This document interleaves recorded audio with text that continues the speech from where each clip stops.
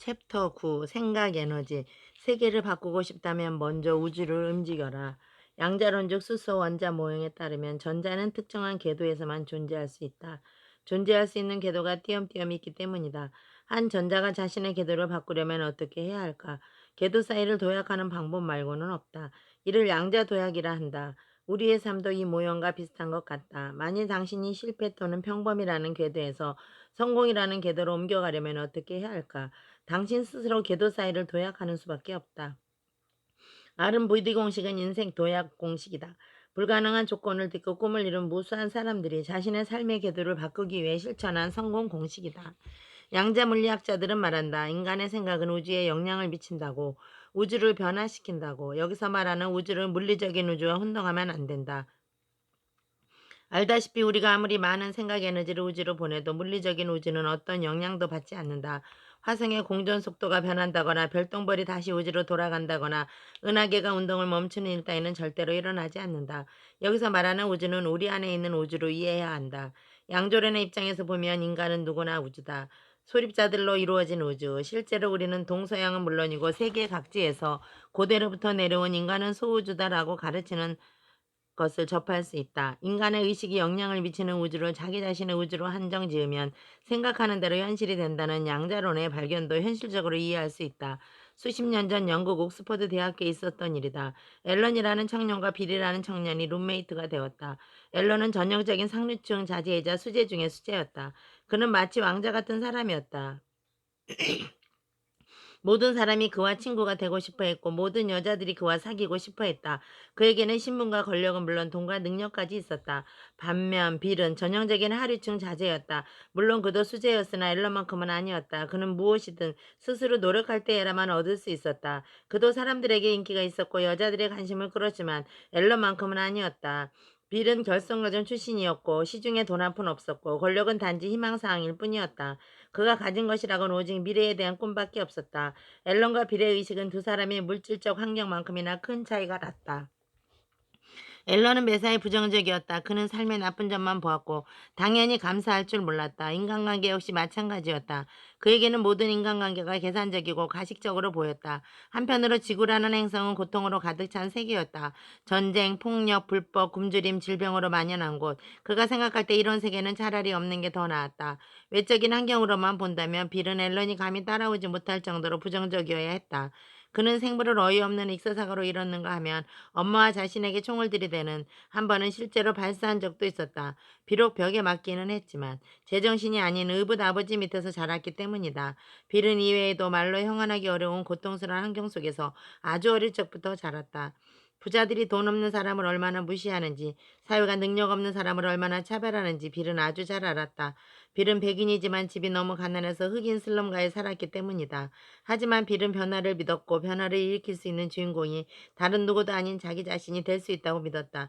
빌은 자신이 하기에 따라서 어떤 가치적인 인간관계도 진실된 인간관계로 변화시킬 수 있다고 생각했는가 하면 모든 인간은 지구를 보다 살기 좋은 행성으로 만들기 위해 태어났다고 믿었다. 부자들의 무시나 사회의 냉대 같은 것은 염두에 두지도 않았다. 빌이 생각하기에 그런 것들은 불평하라고 있는 게 아니었다. 내가 개천에서 난 용이 되면 그들에게 신선한 충격을 던져줄 수 있다. 그러면 그들의 생각도 변화시킬 수 있고 부자와 빈자는 나를 통해 서로 하나가 될 수 있다. 내가 하기에 따라서 얼마든지 그렇게 만들 수 있다. 빌은 이렇게 생각했다. 결론을 이야기하겠다. 앨런은 1971년에 자살로 생을 마감했다. 빌은 1992년에 미국 대통령에 당선되었다. 우주를 움직이게 하는 상상의 힘. 앨런은 부정적인 생각을 주로 하고 살았다. 더 이상 살고 싶지 않다라는 한 문장으로 요약될 수 있는 앨런의 부정적인 사고방식은 앨런의 우주, 즉 앨런을 구성하는 양자들에게 영향을 미쳤다. 앞에서도 말했다시피 인간을 물질의 최소 단위까지 쪼개면 오직 양자들만 남는다. 앨런의 에너지에 영향을 받은 양자들은 앨런의 생각을 현실로 받아들여 주었다. 빌 클린턴은 긍정적인 생각을 주로 하고 살았다. 나는 내가 꿈꾸는 모든 것을 이룰 수 있어. 난 최연소 주지사도 될 수 있고 미국 대통령도 될 수 있어.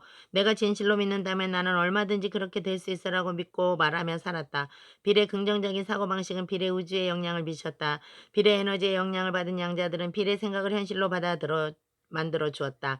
인간뿐만 아니다. 호박벌의 예를 보자. 호박벌은 기체 역학론적 측면에서 볼 때 절대로 비행할 수 없다. 몸집에 비해 날개가 심히 작기 때문이다.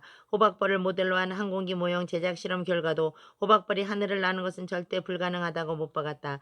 하지만 알다시피 호박벌은 하늘을 아주 잘 난다. 꿀도 잘 딴다. 왜 그럴까? 호박벌은 자신이 과학적으로 비행 불가능한 몸을 가졌다는 사실을 알지 못하기 때문이다. 호박벌이 알고 있는 것은 오직 유전자 속에 심어진 정보, 즉 나는 어떤 벌 못지않게 하늘을 잘 날 수 있다는 것이다. 이 유전자 속의 정보가 호박벌의 우주, 즉 호박벌을 구성하고 있는 양자들에게 영향을 미치고 양자들이 그 정보를 현실로 만들어주는 것이다. 영국 직물소매상협회가 표본 조사를 통해 발견한 영업사원들에 대한 조사 결과는 보다 분명한 사실을 밝혀주고 있다. 조사 결과에 따르면 전체 영업사원의 48%는 고객과 한 번 접촉하고 만다. 25%는 두 번 접촉하고 만다. 15%는 세 번 접촉하고 만다. 즉 전체 영업사원의 88%가 고객과 만화에 두세 번 정도 접촉하는 것으로 만족하고 그 이상 어떤 시도도 하지 않았다. 다행히 그들 중 일부가 물건을 판매하는 쾌거를 올렸지만 전체 판매량의 20%에 지나지 않았다. 나머지 12%의 영업사원이 전체 판매량의 80%를 팔고 있는데 이들은 고객이 물건을 구입할 때 고객에게 전화를 걸고 고객과 만나는 습관을 가지고 있었다. 전체 판매량의 80%를 파는 12%의 영업사원들은 끝까지 시도하면 어떤 고객에게도 물건을 팔 수 있다라는 사고방식을 가진 사람들인데 다름 아닌 이 사고방식이 그들의 내면의 의지 속에 가득 찬 양자들에게 영향을 미쳤고 양자들은 그들의 생각을 현실로 만들어준 것이다. 양자역학에서 말하는 에너지의 실체. 양자들은 지구의 모든 장소와 우주의 모든 장소에 구름처럼 퍼져 있다. 지금 당장 허공을 10초만 쳐다보라. 10초가 지났는가? 두 눈을 크게 뜨고 관찰해보라. 뭔가 변화가 있는가? 애써 관찰할 필요는 없다. 지금 당신이 보고 있는 것처럼 아무런 변화도 없으니까. 그러나 방금 당신이 육안이 아니라 전자현미경으로 허공을 보았다며 굉장히 놀라운 현상과 마주쳤을 것이다. 허공 속에 구름처럼 퍼져있던 양자들이 당신의 에너지에 반응해 당신의 시선에 머물렀던 그 지점으로 모여드는 현상을 보게 되었을 테니 말이다. 양자 물리학자들이 실험으로 입증한 사실 두 가지를 밝히겠다. 첫째, 양자들은 자신이 인간에게 관찰되고 있다는 사실을 안다. 둘째, 양자들은 인간에게 관찰당한다고 느끼는 순간 파동에서 입자로 변신한다. 이게 도대체 무슨 말일까? 양자의 세계에서는 인간이 보는 순간 물질이 생겨난다는 의미다. 양자들은 평소에는 에너지, 즉 파동으로 존재하고 있다가 인간에게 관찰당하는 순간 물질, 즉 입자로 바뀐다는 것이다. 즉 우주에 가득 찬 에너지를 물질로 변화시키는 것은 다름 아닌 인간의 마음이라는 말이다. 그렇다고 이것을 하나님의 창조 원리와 혼동해서는 안 된다. 인간의 마음은 하나님께서 창조하신 에너지, 즉 양자에 영향을 미쳐서 물질을 만들어내는 것이기 때문이다. 꿈을 이룬 사람들의 소우주. 베토벤은 어린 시절 음악 선생님으로부터 음악에 재능이 없다는 평을 받았다. 하지만 베토벤은 그에 굴하지 않고 대작곡가가 된 자신의 모습을 생생하게 꿈꿨다.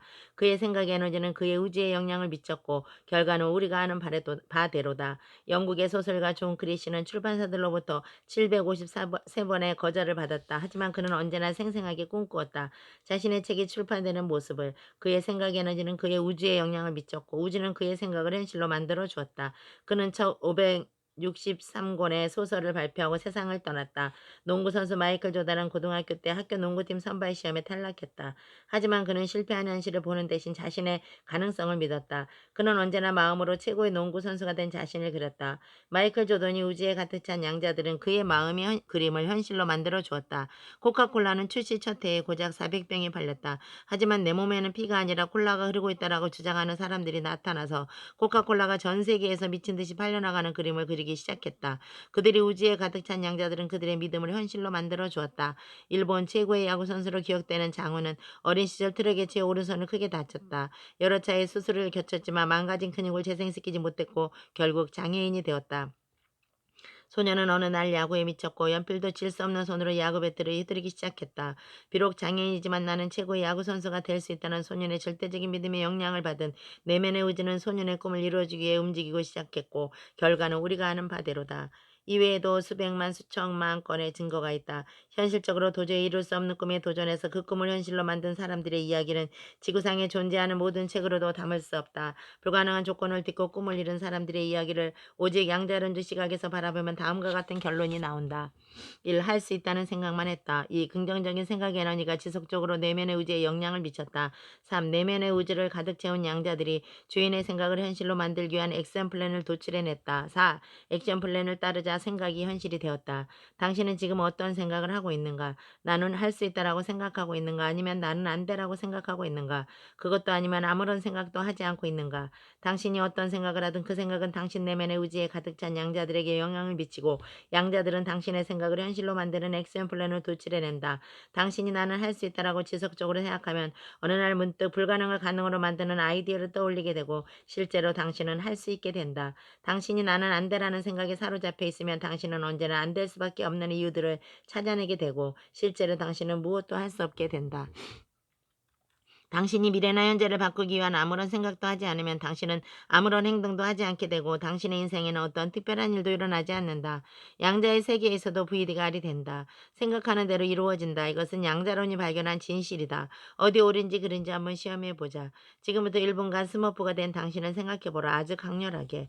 이제 거울을 바라보라. 당연하게도 거울 속에 스머프는 없을 것이다. 당신의 피부는 여전히 살색일 것이요. 키 역시 1cm도 줄지 않을 것이다. 물론 가가멜도 나타나지 않을 것이다. 설령 당신이 스머프가 된 당신의 모습을 1000년 동안 열렬하게 꿈꾼다고 해도 당신이 스머프가 되는 일은 절대로 일어나지 않는다.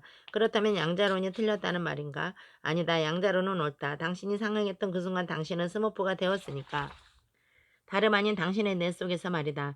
양자로는 눈에 보이지 않는 세계를 다룬다. 눈에 보이지 않는 세계, 즉 당신의 내가 만들어내는 가상의 세계에서 당신의 상상은 즉시 현실이 된다. 한편으로 당신은 현실 세계에서도 얼마든지 스머프가 될 수 있다. 당신 앞에 컴퓨터가 있는가? 인터넷에서 스머프 사진을 찾아라. 스머프 사진에 당신의 얼굴 사진을 합성하라. 아주 간단한 손 동작만으로 당신은 순식간에 스머프가 되었다. 당신의 상상이 현실이 된 것이다. 물론 진짜로 당신의 몸이 스머프처럼 변하지는 않았지만 어쨌든 당신은 컴퓨터 안에서 스머프가 되었다. 여기서 우리는 두 가지 중요한 사실을 발견할 수 있다. 첫째, 생각하는 대로 이루어진다는 말은 양자의 세계에서 언제나 옳다.